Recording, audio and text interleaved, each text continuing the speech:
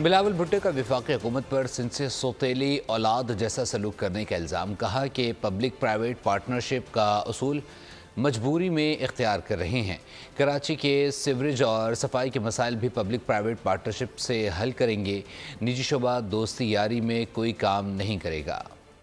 صوبہ سندھ کے ساتھ آج سے نہیں کافی دیر سے وفاق کی طرف سے سوتیلا سلوک ہمیشہ کیا جاتا ہے۔ پبلک پرائیویٹ پارٹنرشپ میں جو بھی منصوبے ہم نے کروائے ہیں، نہ صرف وہ کامیاب ہے، نہ صرف وہ پاکستان میں گڈ گورننس کے شاندار اگزامپلز ہیں، مگر ہمارا ہمیشہ یہ کوشش رہا ہے کہ یا مفت یا کم از کم کاسٹ پہ ہم عوام کو وہ سہولت فراہم کرے۔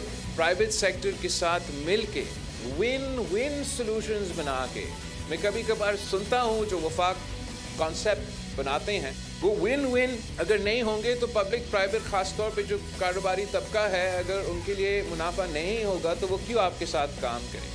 اور میں فخر کرتا ہوں کہ 3 نسلوں سے پاکستان پیپلز پارٹی اور میرے خاندان اس شہر کی ترقی میں اپنا کردار ادا کر رہے ہیں۔ آپ سابق میئر مصطفیٰ کمال صاحب سے پوچھ لیں، صدر زرداری نے وہ آن ریکارڈ ہے کہ جتنا صدر زرداری نے وسائل کراچی شہر کو دیا اس سے پہلے کسی نے۔ سبسکرائب کریں اور بیل دبائیں تاکہ کوئی خبر رہ نہ جائے۔